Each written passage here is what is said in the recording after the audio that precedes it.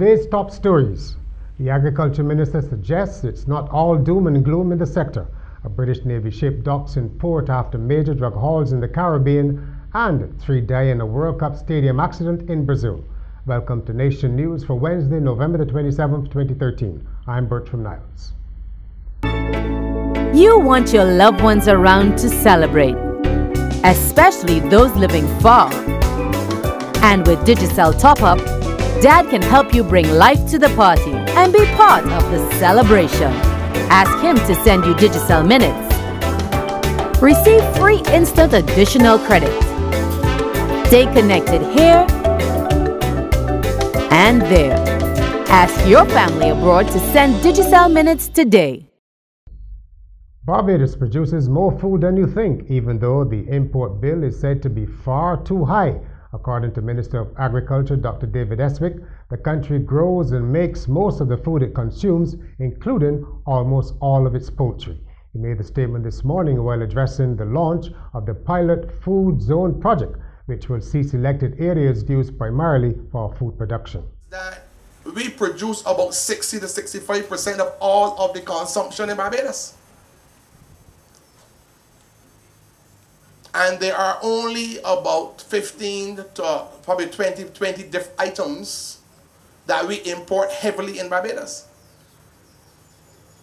How many of you are aware that we are almost totally self-sufficient in eggs, pork, chicken, a lot of vegetables that we are self-sufficient in? AgroFest, the annual food exhibition organized by the Agricultural Society, was launched officially today at Divi Southwinds. The premier agricultural show, now in its 10th year, claims to be the biggest cultural event outside of Cropover. The organization's CEO, James Paul, says the focus for the next edition will be on entrepreneurship and innovation. What we have noticed over the years is that we have seen a renewed interest in agriculture on the part of our young people. You know, I keep on saying that many things that we go to, we often hear people say that the young people are not interested in agriculture. But we are actually calling that a lie as it stands right now. But one of the things that we don't recognize is that innovation has been the principal method by which we have been able to promote the whole renewable energy theme at the same time. AgroFest will be held over 3 days next February at Queen's Park. Where are the Barbadian-owned businesses in Canada? Well, there are 20,000 Barbadians resident in Canada, but you will struggle to find any in charge of their own enterprises. The information came from Dr. Victor Gooding, a Barbadian scientist who has spent more than 4 decades in Canada. He was delivering the Sir Winston Scott Lecture at the Frank Cullimore Hall. If you look around, you'll see numerous Jamaican restaurants, barbershops, community newspapers, and other businesses. And of course, the Chinese, the Indians, the Arabics, and other ethnic groups are all busy. You see their shops all around. But you do not see one Bayesian shop, one Bayesian restaurant. I couldn't find cuckoo anywhere.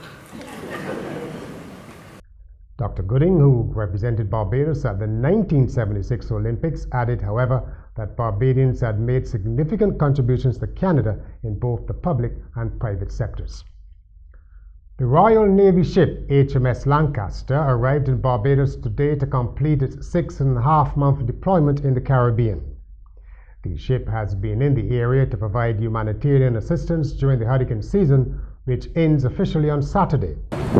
Since being in the Caribbean, we've done a number of taskings from defensive overseas territories to counter-narcotic patrols. In our counter-narcotic patrols, we've been particularly successful with 6 busts in our time in the Caribbean. First one, we spotted some cannabis plants in Anguilla.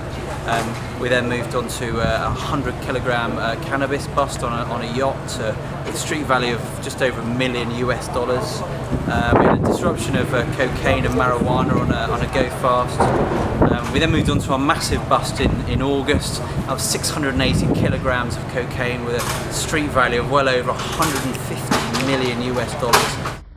And now an update on industrial action at the Barbados Water Authority. Workers went back on the job this morning after union officials met with management for 5 hours last night. Negotiations resumed this morning, and after 3 hours of talks, the meeting was adjourned. They will return to the bargaining table tomorrow evening.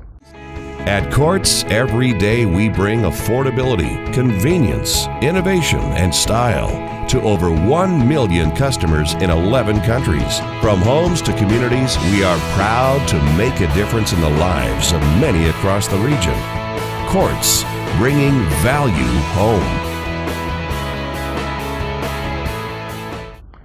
In Jamaica, a call has been made to give more jobs to people living with HIV.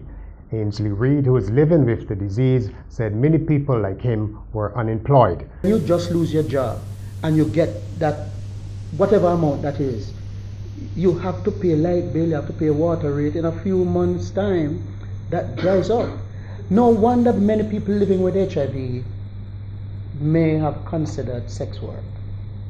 You know, and that don't speak anything well for the HIV response. Reid added that access to antiretroviral drugs meant that people with HIV were now healthier and lived longer, so they needed to be part of the workforce in some way. In Trinidad and Tobago, Prime Minister Kamla Persad-Bissessar says local immigration authorities acted under the laws of the country in turning away 13 Jamaican nationals last week. Mrs. Persad-Bissessar said this was based on the official report she received from the Immigration Division. The Prime Minister is sending Foreign Minister Winston Ducoran to Jamaica in order to have discussions on the deportations which have enraged Jamaicans. In international news, 3 people have been killed in an accident at a Sao Paulo stadium in Brazil that is due to host the opening ceremony of the 2014 World Cup.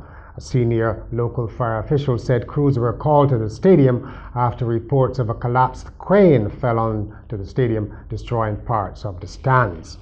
The arena was due to be completed at the end of December to meet a FIFA deadline. However, Brazil has admitted that it's struggling to have all 12 venues ready.